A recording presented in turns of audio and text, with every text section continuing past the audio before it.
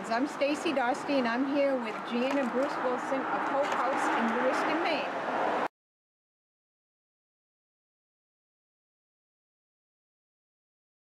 Started back in 1986 at our home in Mechanic Falls. We were a licensed foster home for pregnant and parenting teens, and that grew into then offering support groups and classes, parenting classes for other neighborhood young women, and that then got us invited by the church that was in this building at the time, the Orthodox Presbyterian Church, to use their parsonage building next door. So we used that for a couple of years, and the church stopped meeting. We got both buildings in 1994, and we were here for a few years, and then the church wanted to sell the buildings, and we couldn't buy the buildings. So St. Mary's Regional Medical Center stepped in and bought the buildings and gave them to us because they liked what we were doing in town and wanted to make sure we stayed here. So since then, we've changed a little bit as the community changed with more refugees and immigrants coming in. We realized there was as much need, or even greater at times, in the new families coming in as with the pregnant and parenting single moms we worked with. So we opened it up then further to just calling it the Family Support Center, and wanting to encourage and help all the families that may be struggling in our community. Great. So you do so many different things here. Can you tell me about the different things you do, the Hope for Nations, the women's health, etc., all of the different services? Well, we were a crisis pregnancy center when we started the center, as well as the single mom support center. And so the clinic part of it, the women's health, has just grown by the professionals that come around to volunteer. We have licensed a certified sonographer, and we were donated. We have several sonogram machines now. We have 2 clinics in 2 different buildings here on our campus, and we have 2 midwives and some RNs that come in, and so we usually have several days each week that we can do appointments, and so we do basically prenatal care. We can diagnose a pregnancy and help a woman to know what resources there are, at what stage she's at, and what she needs in the community, and sometimes the midwives will then be involved in the birth too, so it depends what the girl needs. So that's been fun to see that evolve and grow. Knights of Columbus got involved in giving us our sonogram machines, and another pregnancy center in Portland donated one. So we really didn't have to go looking for much, and we had the room from the buildings that the hospital gave us. So that's been neat to see. So that's kind of taken on a whole other area, and that comes alongside the Family Support Center. But we find that when the Family Support Center is going with the free thrift store and the market food, and just the camaraderie and the community feel that goes on here, if we have the clinic going at the same time, we usually get quite a few coming in for the medical care that they didn't know was offered, Right. So that usually happens also when the Family Support Center is going with the other services. And Hope for the Nations grew. Actually, Hope House had been going 20 years, and we felt that we'd kind of built a model that we were seeing people from away come and say, "What you doing? This is kind of cool. Could we do this in our neighborhood?" And coming to get ideas. And that year, we ended up starting a center in South Korea, and or the next year, I guess it was, and then we traveled in throughout Southeast Asia and China, and it was just neat to see the interest and how this is really kind of a multipliable prototype, that you can transfer into any culture and any nation, really. So we were very excited about possibly even getting to go to other nations and starting more centers when the nation started coming to Lewiston, and that's been fun, and it's kind of consumed us, and now we're getting into other nations through teams that come, student teams from Boston or other groups, Youth Works and Youth with a Mission teams. it's just been fun to see, again, the interest of groups from many faiths and secular groups that come and want to do something like this in another part of the world and just kind of get ideas. You know, how do you get diverse faiths and cultures to work alongside each other and run a place like this together for everybody's common good? And we really didn't figure it out. We just started doing it. And our neighbors themselves have been figuring that out, that, you know, it benefits the neighborhood, so why not? And we really feel like it's an important piece in a town that works for peace, you know. An important piece of the puzzle is that neighbors get to know each other and they're not afraid of each other when they see each other every week and, you know, stack the shelves and help the people with clothes and stuff, and they become friends. And so now I think we're about 13 years into our cross-cultural work, we call it. And we've learned a lot, and we're having the best time of our lives. I mean, the buffets here are so exotic and amazing. And it's just been a fun thing that we never would have dreamed we would see moving to Maine. And so we're just excited to see that God always has surprises for us if we're just open to what He wants to do. So who knows what will happen next, but we're having fun here. Great. So Hope for the Nations is evolving. So that's kind of what we've been doing as far as cross-cultural things so far. We've put together some resources, some things that were specifically highlighting other cultures that you don't see books about. Like we put out a book about featuring some of the Somali children in it, and they don't get pictured in books very often. And you know, it really upped their self-worth, and everybody wanted those books and pictures on their wall from the books, and it was just an artist drawing of some Somali kids, but it was really sweet to see that, and called Feeling Safe Again. And it's a children's book, but we're just, you know, tuning into some of the needs of the neighborhood, and again, specifically welcoming some that God has brought into Maine from just horrific violence in their home countries, and many are going back, bringing some ideas, you know, they've learned here, and we just feel honored to be part of that. Yeah, very nice. Very nice. Good. All right. So the women that get to stay here, you know, what are the age requirements, and when they leave Hope House, what is expected of them?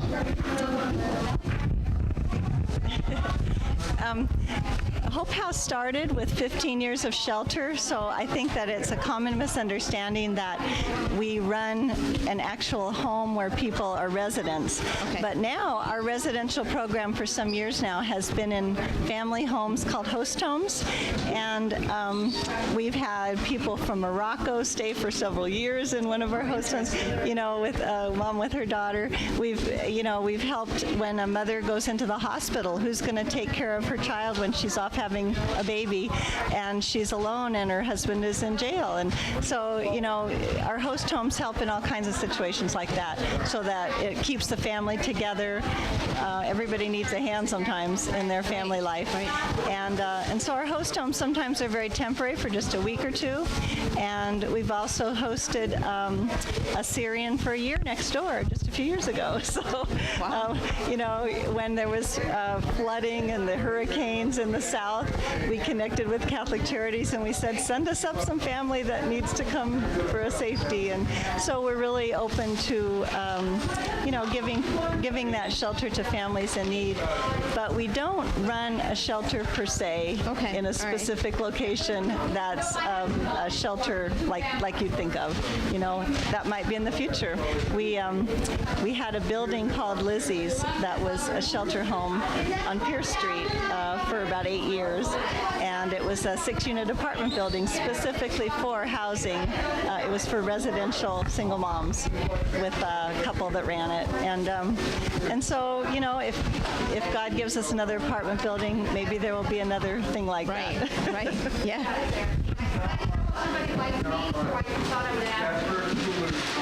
Oh, well, where does your funding come from? I'll talk about that a little bit. Well, our funding comes from a lot of generous community businesses and corporations. We've had help from Roe Ford and Emerson and Lee Auto Mall. They all got together one year, gave us a van. Another time, Roe's given us another van. So they've been really helpful that way. We've had groups like the Protein Foundation, which is involved with helping groups like ours provide healthy food for the communities. We've had help from a few local churches still, and a lot of individuals, or some individuals who've been helpful. So it's more relying on the generosity of the community.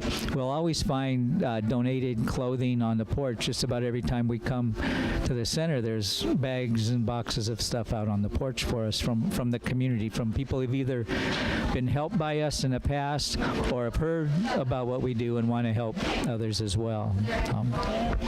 And I was just thinking of one, Prince of Peace Parish for years has paid for oil, like for this big building. And so it's many different faiths and businesses represented in what we're doing here. And we kind of are amazed that it happens. We always just kind of wonder, is this really going to keep happening? And God has allowed us to keep going. Hope House is 33 years old now. And the center started in 94. So, it's pretty old too, and we're kind of getting tired. We're ready to retire, but I doubt we ever will. Yeah. But we kind of wonder, well, when the season's up, we're fine. We've had a good run, but it always goes another year and another year, and we would love to pass it on too. So we hope that whoever hears the show, contacts us if they want to get involved. We'd love to see some new ones raised up to carry it into the future. And today, I think you interviewed some of the next generation that might be that. Yeah. So thank you. You're welcome. You're welcome. So speaking about that, you're talking about now, what are the goals for the next 5 years? Have you outlined anything? I'll let you do it. You can add in. Well, our goals for the next 5 years, really our goals for the next 7 years, because we felt when we celebrated our 20th anniversary of Hope House, we started in '86, and so in 2006, the group that gave these buildings to us, the hospital, St. Mary's Regional Medical Center, held a banquet for us, and then they also honored us with the DeVille Community Award, and we could kind of just sit back and go, all right, no, we've done it. And it was really interesting how in prayer, God just seemed to say, well, you guys have just laid the foundation. Now you have the model. Now the next 20 years will be really reaching out to other cultures and other kind of marginalized groups, and so that's really been happening. And so we have, of that next 20 years, we have 7 years left. So we're 13 years into it. So we really don't have a specific agenda. We just know that we need to be open to whatever groups in Maine are kind of forgotten and passed over and have needs that aren't being heard. And that's what we're really in tune to. It seems like they find their way to the Family Support Center somehow, and we're able to encourage them and at least lend a hand, Yeah, definitely. Yeah. So beyond that, we don't know. Okay. All right. Okay. Well, if someone wants to volunteer, or if there's an organization that wants to help, how can they do that? We have a website at, the 3 W's in Hope House, Maine, like the state, hopehousemaine.com. They can go there and see the different activities that we do, the different types of work and types of help that we might need, and they can decide if they want to get involved, and they could call us. Our phone number's there, our email's on there, and we'd love to hear from them, and love to have, show them what we're doing and see how they might fit in. We always get new help, and we're always surprised at how they fit, and how well they become a part here of what we're doing with the community. And we're getting ready for a spring series of classes again, and the sky's the limit. What they want to teach, just come and offer it. And we want to, now that we've developed a few more that can translate, we have Portuguese represented, Arabic, Swahili, Somali, French, yeah, just a lot. And so, it's kind of, we had been known for the classes that we were offering, and we couldn't keep up with the different translation needs. And so we kind of backed away from the classes for a few years and just built camaraderie and kind of a groundwork for going forward with our new neighbors. And I think we're ready now. Many of them come with so many skills to teach, especially how to make sambusa. We want to learn that in our cooking class coming up in the spring. But so many things. And we also need help with people that want to teach our citizenship class. We have free materials from immigration, and again, there's a girl that wants to teach crafts, and so it'll be fun to see what happens in the spring. But we'll have an 8-week series of all kinds of things, and that'll start in May. So yeah, if anybody wants to get involved, that's another way. Good. Now, if someone needs help, how do they get help? Come on down. Just show up. We're normally have the store going for walk-ins on Wednesday mornings, and they just show up from 10 to noon. They don't have to bring a whole bunch of paperwork or anything. Just walk in the door, and they're a part of the community, and they're part of our neighborhood, and they're welcome. And so they can just come on in. If they have special needs, they can give us a call or mention that to us when they come, and we'll see what we can do to help out with that as well. And I do want to mention that we're unique in that we are neighbors helping neighbors. So while there are some professionals that help in medical things like in our clinic and stuff, most of the people live right around that run the center, and they're very practical things, and so anybody can get involved, and often it just takes coming once and seeing, oh, I could help at the snack shop, I could help in the store, and so the perk is that the volunteers come an hour early, they help set up, and then they get to shop first, and usually they're neighbors that can use that as well for their families, and so that keeps it going.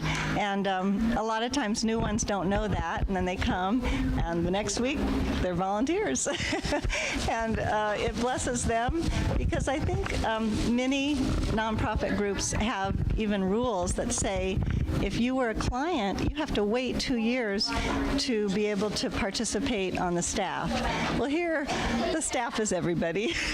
Right. It's not complicated, and it's just, again, neighbors helping neighbors. And I think people leave feeling hopeful and of value in the community when, rather than thinking, well, I'm a person in need and that's what I'm delegated to, they find out, well, I'm in need, but hey, I can also give right at the same time. And it's really healing for people. And I think that's just one of the fun things about this. We didn't figure it out. We just kind of had to do it that way to get it all to run. And we stumbled onto something really unique and special, I think. Yeah, definitely. Well, if there was something, just one thing, each of you wanted your volunteers, the community, or, the world to know about Hope House, what would it be? I think it was that. Yeah, that we are community run, and nobody gets a salary. Everybody is just here because it's been a value in their life, and they sometimes at great struggle, they make time for it, and I'm just so inspired by their stories. I mean, I can come feeling a little down and leave just feeling so blessed just to be around our inspirational neighbors.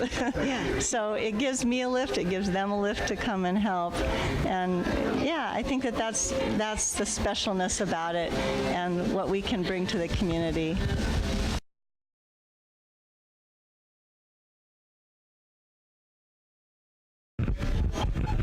Hello, so my name is Jessica Gould. This here is my niece, Alexis Gould. This is Taylor Dodge, my other niece, my son, Damian Gould, and we like to call him my other child. This is Matthew Stevens. His mother's Erin Stevens. And Chris also is here. Chris is boss man. He runs every station. Matt has been coming here since birth. Damian and I, with the girls, have been volunteering for probably the past 7 years. This is a wonderful center. We're a melting pot in the community. We accept all races, religions. There's no financial documentation, nothing. You just come in and we'll help you.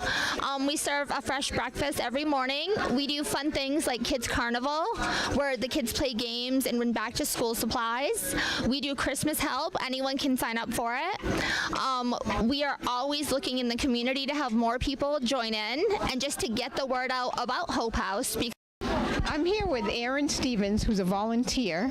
And so, Erin, what do you have to say about Hope House? It has been a blessing into my family. We have come in here since my son I was pregnant with my son the first time I came here, and he is now 18. So it's been a little over 18 years since I've been coming here. Volunteering off and on.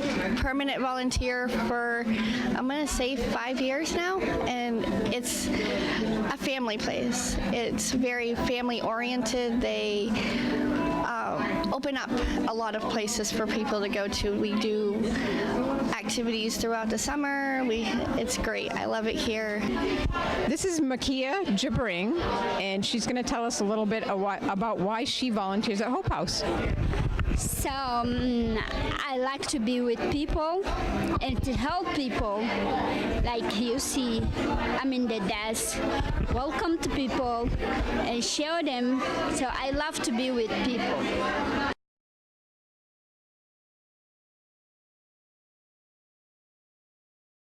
Great. So this is Sally, and Sally's going to talk a little bit about Hope House and why she's here. Well, I started here 20 years ago. I was pregnant with my daughter, and I needed some help because Dad was not really wanting to be in the picture of helping. And even though he was my husband, he just kind of checked out a little bit. So they came and rescued me with a couple of items I needed, and I started coming here, and I says, it's time for me I need to give back. And I am such a giver, so for that, it was like a piece of cake. Been here ever since, volunteering, being on staff, done a lot of stuff, done just about everything here. Helped with any of the little fundraisers that we do, or working with the moms. I actually got trained to be a doula, so I offer my time here for any of the moms that are looking for just somebody there with them when they're having their baby. This is Priscilla Levitt, and she works in the store here at Hope House. Tell me a little bit about what you do here. I mostly run this whole department here. I'll call numbers, and then they come out here and I explain everything that's going on. You are? I'm Mindy. Casey. And how long have you been volunteering? Since the day they opened the doors. In what year it's been? 26 years ago? 26 years ago, because you were pregnant with Des. Yeah, 26 years ago. Wow.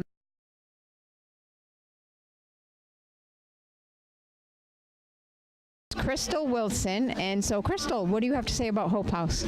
I started coming here when I was 9 months pregnant because I had a house fire right on College Street, and they helped a lot, and I've just been giving back ever since. I'm here with the boss kid, Chris. What do you have to say about Hope House, Chris? I'm Eric's boss ever. You're the biggest boss ever? Great. How long have you been coming to Hope House? For a long years. I heard you've been coming since you were really, really, really little, like a baby. Is that true? Yeah. Yeah. What do you like about coming? I can get toys. You can get toys and lots of good food and other stuff like that? Yeah. Do you have any? Okay. I'm here with some other volunteers who came down from Augusta, and you are? Richard and Elaine. And Elaine Freeman. Yes. Now, how did you start